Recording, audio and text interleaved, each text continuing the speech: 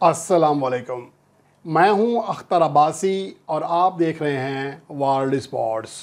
पाकिस्तान और इंग्लैंड के दरमियान 7 T20 में इंटरनेशनल मैचेस की सीरीज़ का आखिरी मैच आज खेला जाएगा और पाकिस्तान ज़्यादा T20 सीरीज़ जीतने के रिकॉर्ड के हवाले से कहां खड़ी है और पाकिस्तान के लिए ये सीरीज़ कितनी अहमियत की हामिल है और मजमूई तौर पर तमाम फुल मेंबर टीमों की जानिब से कितनी T20 सीरीज़ या टूर्नामेंट खेले गए, कितने जीते कितने हारे और पाकिस्तान कैसे सबसे आगे है, ये तफसीलात आप जान सकेंगे इस रिपोर्ट में। और हैदर अली की नाकामियों पर एक निगाह डालेंगे कि उनका असल में मसला है क्या, किस वजह से परफॉर्म नहीं कर रहे। और इसके अलावा CPL यानी कि कैरेबियन प्रीमियर लीग 2022 में पाकिस्तान के खिलाड़ियों की कारकर्दगी, ख़ास तौर पर मोहम्मद आमिर, इमाद वसीम और आज़म खान की कारकर्दगी कैसी रही, ये इस पर भी निगाह डालेंगे। और इसके अलावा फ़हीम अशरफ जो कि पाकिस्तान टीम से ड्रॉप हुए, सेंट्रल कॉन्ट्रैक्ट से उनका अखराज हुआ और वो अब काउंटी सीज़न में भी नाकाम हो गए हैं, वहाँ पर भी फ्लॉप हैं, उनकी कारकर्दगी अब तक क्या रही है, इन तमाम मौज़ूआत पर बात करेंगे। और हम सबसे पहले बात करते हैं पाकिस्तान और इंग्लैंड के दरमियान सीरीज़ के हवाले से, जिसमें खेले गए पहले 6 मैचेस में दोनों टीमों ने 3-3 कामयाबियां हासिल की हैं और अब सीरीज़ जो है बराबर है और फैसला कौन मैच आज खेला जाएगा। ये सीरीज़ पाकिस्तान के लिए इंतहाई ज़्यादा अहमियत की हामिल है, क्योंकि अगर पाकिस्तान टीम ये सीरीज़ जीत जाती है, एक तो पाकिस्तान का मोराल बुलंद हो जाएगा, क्योंकि पाकिस्तान को गुज़श्ता एशिया कप के फ़ाइनल में नाकामी का सामना करना पड़ा और जो गुज़श्ता मैच खेला गया उसमें पाकिस्तान को यकतरफा मुकाबले के बाद शिकस्त हुई। ख़ास तौर पर फिल साल्ट की जो बैटिंग थी उसने पाकिस्तान के बॉलर्स का एतमाद जो है वो ख़राब कर दिया है। इस हवाले से पाकिस्तान को आज का मैच जीतना बहुत ज़्यादा ज़रूरी है, रैंकिंग के हवाले से भी और इसके हवाले से भी कि पाकिस्तान पहली बार इंग्लैंड के ख़िलाफ़ एक से ज़्यादा T20 इंटरनेशनल मैचेस की सीरीज़ जीतने का एजाज़ हासिल करेगा और पाकिस्तान के लिए बेहतरीन प्लेटफॉर्म मौजूद है। आज पाकिस्तान के जो मेन 2 खिलाड़ी हैं, हारिस रऊफ़, उनकी भी वापसी होगी, रिजवान की भी वापसी होगी। रिजवान को गुज़श्ता मैच में आराम दिया गया था, लेकिन अब मैच के इम्पोर्टेंट के पेश नज़र एक बार फिर उन्हें वापस लाया जा रहा है। अगर गुज़श्ता मैच में कामयाबी हासिल कर लेती पाकिस्तान टीम तो आज भी रिजवान को और हारिस रऊफ़ को रेस्ट दिए जाने का इम्कान था, लेकिन अब इसका इम्कान कम हो गया है, क्योंकि पाकिस्तान के लिए ये मैच अब एक फ़ाइनल मैच की हैसियत इख्तियार कर गया है। और उसके अलावा बात करेंगे T20 जो फतवात हैं सीरीज़ जीतने के हवाले से। वैसे ओवरऑल देखा जाए पाकिस्तान ने सबसे ज़्यादा फतवात हासिल कर रखी हैं T20 फॉर्मेट में, लेकिन पाकिस्तान टीम को सबसे ज़्यादा T20 सीरीज़ या टूर्नामेंट जीतने वाली दुनिया की टीम होने का भी एजाज़ हासिल है। इस अगर हम तफसील में जाएँ ज़रा आगे, तो पाकिस्तान ने मजमूई तौर पर 74 सीरीज़ खेली हैं और 74वीं सीरीज़ खेल रही है। इससे पहले 73 बामी सीरीज़ खेली हैं, जिनमें से 38 सीरीज़ जीती हैं, जो कि दुनिया की किसी भी टीम की जानिब से जीती जाने वाली सबसे ज़्यादा सीरीज़ हैं।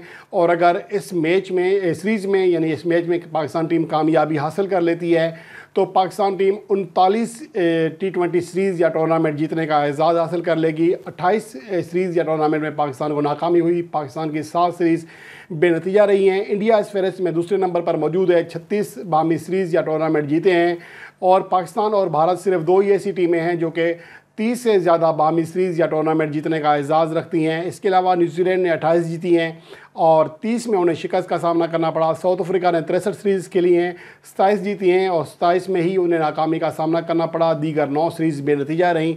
इसके अलावा इंग्लैंड ने 63वीं सीरीज़ वो खेल रही है, 26 जो हैं जीती हैं, 25 में उन्हें शिकस्त का सामना करना पड़ा।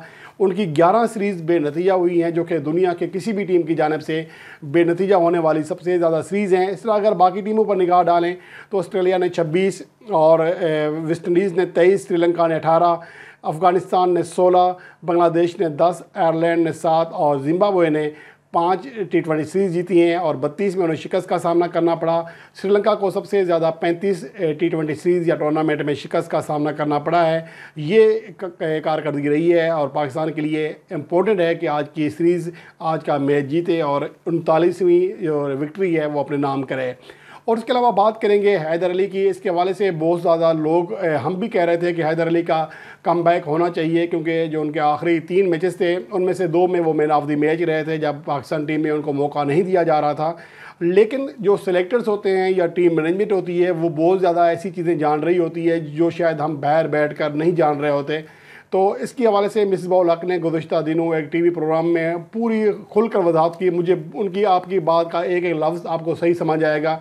उनका यही कहना था कि जब हम किसी खिलाड़ी को ड्रॉप करते हैं तो उसकी एक वजह होती है, लेकिन जब उनको वापस लाया जाता है तो नहीं देखा जाता कि जिस खामी की वजह से उस खिलाड़ी को ड्रॉप किया गया था वो खामी उसने दूर की है या नहीं की है। अगर वो खामी बदस्तूर वहीं की वहीं मौजूद है तो फिर कोई फ़ायदा नहीं है उस खिलाड़ी को लाने का, क्योंकि जब इंटरनेशनल लेवल पर कोई खिलाड़ी आता है, डोमेस्टिक मैचेस में रन ईजी हो जाते हैं, क्योंकि डोमेस्टिक मैचेस में एक तो एनालिसिस का जो तरीक़ेकार होता है वो भी सही नहीं होता, कोचेस की भी इतनी ज़्यादा तवज्जो नहीं होती है, तो ज़्यादा होमवर्क नहीं करते जो मद्दे मुकाबले बॉलर होते हैं। लेकिन इंटरनेशनल मैच में जो हरीफ टीमें होती हैं एक एक खिलाड़ी के ऊपर काम करके आती हैं, उनको पता होता है कि ये फ़लाँ खिलाड़ी गूगली नहीं खेल पाएगा, शॉर्ट पिच नहीं खेल पाएगा या स्विंग नहीं खेल पाएगा, तो उसके मुताबिक वो तरीक़ेकार तयन करते हैं और जैसे ही वो खिलाड़ी आता है उसका जो उनके लिए हरीफ ये मुश्किल बॉलर साबित हो सकता है, फौरी अगला कप्तान वो बॉलर लगा देता है, जिसकी वजह से वो विकेट जल्दी थ्रो कर जाता है। और यही चीज़ हैदर अली के हवाले से उन्होंने कही कि 2019 में अगर वो गूगली नहीं खेल रहे थे तो आज भी गूगली वो नहीं समझ पा रहे।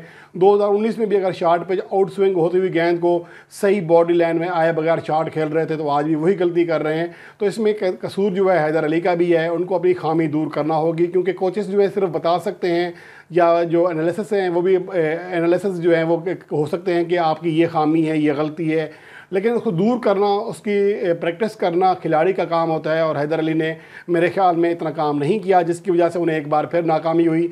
अगर हम बात करें उनके करियर की, शुरू में उनका करियर इंतहाई शानदार रहा था। 54 रन की इनिंग्स खेली थी इंग्लैंड के खिलाफ T20 इंटरनेशनल डेब्यू में, जिसके बाद अगले मैच में जिम्बाब्वे के खिलाफ 7 फिर 66 रन की नाकाबिले शिकस्त इनिंग्स खेली। पहले 3 मैचों में 2 फिफ्टियाँ बनाने के बाद अगले 14 मैचेस में लगातार वो नाकाम हुए। उसके बाद उनकी फॉर्म कदरे बहाल ज़रूर हुई। दौरा बांग्लादेश में 45 रन बनाए, फिर वेस्ट इंडीज़ के खिलाफ 68 रन बनाए, लेकिन उसके बाद एक बार फिर वो फ्लॉप हुए और अगली जो जितनी भी इनिंग्स खेली हैं 6-7 इनिंग्स खेली हैं तमाम में वो नाकाम रहे हैं। तो एक बार फिर उनकी ये चीज़ सामने आ गई है, उनकी जो खामी है वो सामने आ रही है। उसके अलावा इंटरनेशनल मैचेस के अलावा अगर मजमूई तौर पर देखा जाए 2021 से उनका जो स्ट्राइक रेट रहा है सिर्फ 124 रहा है, जिसमें नेशनल T20 कप के मैचेस भी शामिल हैं और इसके अलावा पाकिस्तान सुपर लीग के मैचेस भी शामिल हैं। तो 125 का स्ट्राइक रेट कोई ज़्यादा ख़ास नहीं है आजकल की क्रिकेट के अतबार से कि हम हैदर अली को एक जहारे मिजाज बैट्समैन कहें। और हालिया सीरीज़ में आप देख सकते हैं कि इंग्लैंड के ख़िलाफ़ वो गेंदों के बराबर भी रन्स नहीं बना पा रहे। तो ये हैदर अली को मेरे ख्याल में अब एक बार फिर नेशनल हाई परफॉर्मेंस सेंटर भेजना पड़ेगा, वहाँ पर कोचेस उनको काम करें, ख़ुद उनको ज़्यादा काम करना पड़ेगा। असल में मेन किरदार इसमें हैदर अली का अपना है, उनको सुपरस्टार ख़ुद को समझने के बजाय अपनी जो खामी है उनको देखना चाहिए, उनकी प्रैक्टिस करना पड़ेगी, अपनी चीज़ें जो खामी हैं उनको दूर करना पड़ेगा। तो ओवरऑल अब इस लिहाज से देखा जाए तो पाकिस्तान के लिए एक मायूस कौन सूरत हाल है कि हैदर अली जिनसे उम्मीदें थी वो तवक्कुआत पर पूरा नहीं उतर रहे। और इसके अलावा बात करेंगे कैरिबियन प्रीमियर लीग 2022 में, जिसमें जमीका तलावाज़ की टीम जीती, जिसमें इमाद वसीम भी शामिल थे, मोहम्मद आमिर भी शामिल थे।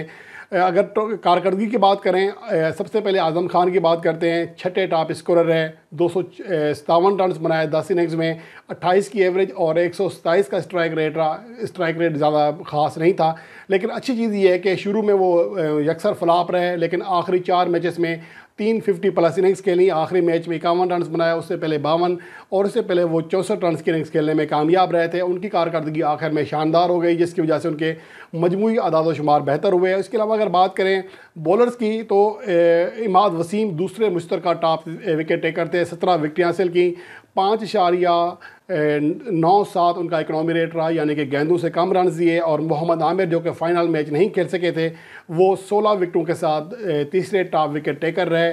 तो ये पाकिस्तान के जो 2 बॉलर हैं आमिर और इमाद वसीम टॉप 3 बॉलर्स में शामिल रहे, ये उनकी कारकर्दगी रही। तो ये अच्छी चीज़ है पाकिस्तान के लिए, लेकिन इमाद वसीम के लिए मोहम्मद नवाज़ की मौजूदगी में और शादाब खान की मौजूदगी में शायद अब चांस नहीं बन पा रहा। लेकिन मेरा ख्याल है कि लाजमी नहीं है कि आप एक ऑलराउंडर को रिप्लेस करें। अगर आपके खुशदिल शाह या हैदर अली परफॉर्म नहीं कर रहे तो आप उनको बैटिंग दे सकते हैं, इनसे तो बेहतर ही बैटिंग कर लेते हैं इमाद वसीम। तो मेरे ख्याल में तो फिर ये इमाद वसीम को इसका सिला मिलना चाहिए।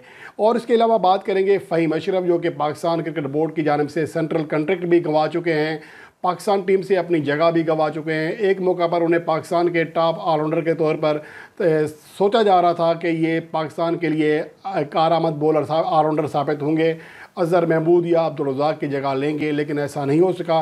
वो पाकिस्तान टीम से ड्रॉप हैं और मौजूदा वक्त में इंग्लिश काउंटी सीज़न में ससेक्स काउंटी की नुमाइंदगी कर रहे हैं। वहाँ पर भी उनकी कारकर्दगी इंतहाई मायूस कौन है। 310 रन देकर 155 रन फ़ी इनिंग्स की एवरेज के साथ सिर्फ 2 विकेट हासिल कर सके हैं और 5 इनिंग्स में 13 रन फ़ी इनिंग्स की मामूली एवरेज के साथ सिर्फ 65 रन बना सके हैं। वहाँ पर भी फ्लॉप हैं और फ़हीम अशरफ को अपनी कारकर्दगी पर बहुत ज़्यादा तवज्जो देना होगी। सोशल मीडिया पर ज़्यादा एक्टिव रहने के बजाय अगर वो अपनी कारकर्दगी पर तवज्जो दें या अपनी खामियां दूर करें तो मेरे ख्याल में फ़हीम अशरफ के लिए और पाकिस्तान के लिए यही बेहतर होगा, क्योंकि उनके फ़ैन अभी भी चाहते हैं कि फ़हीम अशरफ पाकिस्तान टीम में कम बैक करें। गो के वाइट बॉल में उनका एक अच्छा ऑलराउंडर कहा समझा जाता था, लेकिन वाइट बॉल में वो बड़ी कारकर्दगी नहीं दिखा सके बैटिंग में, लेकिन टेस्ट फॉर्मेट में वो बैटिंग में कदरे बेहतर दिखाई दे रहे थे। लेकिन अब तो आखिरी जो चंद सीरीज़ गुजरी हैं उनमें वो बैटिंग में भी नाकाम हो रहे हैं। और अब तक के लिए इतना ही। आने वाली वीडियो में किसी नए टॉपिक के साथ आपकी खिदमत में हाजिर हूँगा। तब तक के लिए अल्लाह निगहबान।